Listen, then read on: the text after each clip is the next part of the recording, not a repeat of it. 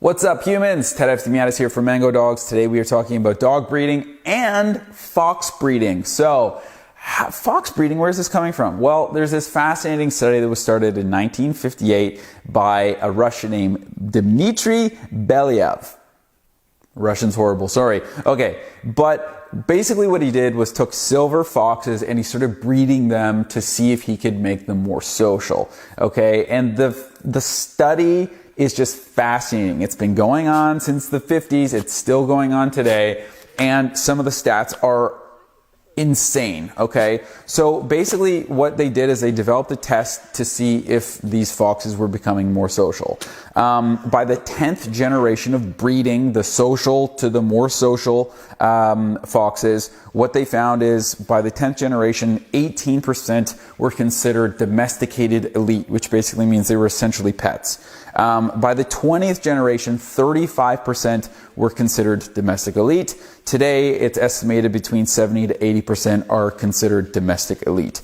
That's crazy. But they also started to see physiological changes. So, some of those changes being fur color in the foxes started to change, eye color started to change, and after 40 generations, they started to develop curly tails and also floppy ears. So we're not only seeing huge behavioral changes without any training, but they also started to see physiological changes in how they looked. And it's always been suggested that, because of Darwin, that these things take many years. We're talking about completely changing a species in a relatively short amount of time. You could hypothesize that if we were to do this with dogs, that would also apply.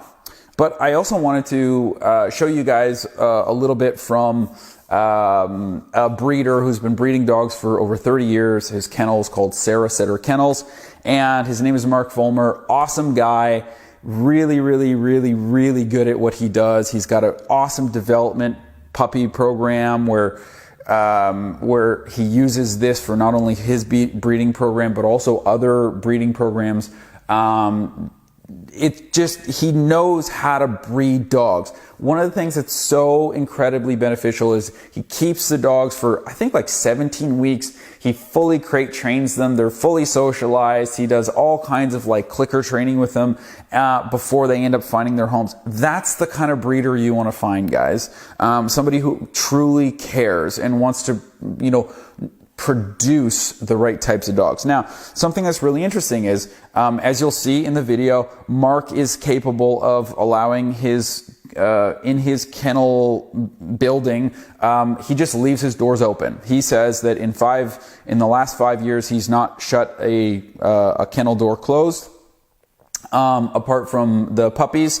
And within that, he doesn't have fights. And he can leave for 10 days at a time, going on a hunting trip, and his staff just comes in, all the doors are open, and they do the feeding and cleaning up and all that kind of stuff.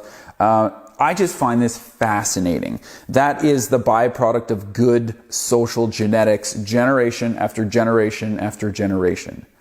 It's not just about how you live with the dog. Obviously, as a trainer, it is a big deal that I can do a lot to change a dog's behavior. But I have to be honest in the sense that I see a lot of dogs come in that should have never been bred in the first place. Dogs that come in and, the person is a really nice person, but they go into they find this ad on Craigslist or Kijiji or whatever, and they go into this crack house. They feel bad for this litter of puppies and they end up buying them for $100 or $200 or $300, and they're just perpetuating that cycle. As bad as you feel for those puppies, and I do obviously too, it's a terrible situation. We're just reinforcing the fact that people are going to give money to this potentially unethical person that's not breeding because they're trying to produce incredibly social animals or great working dogs or something like that. So I hope this video made you think. If you do have any questions or if you do have any thoughts or comments, of course, do post them below. Thank you so much for watching.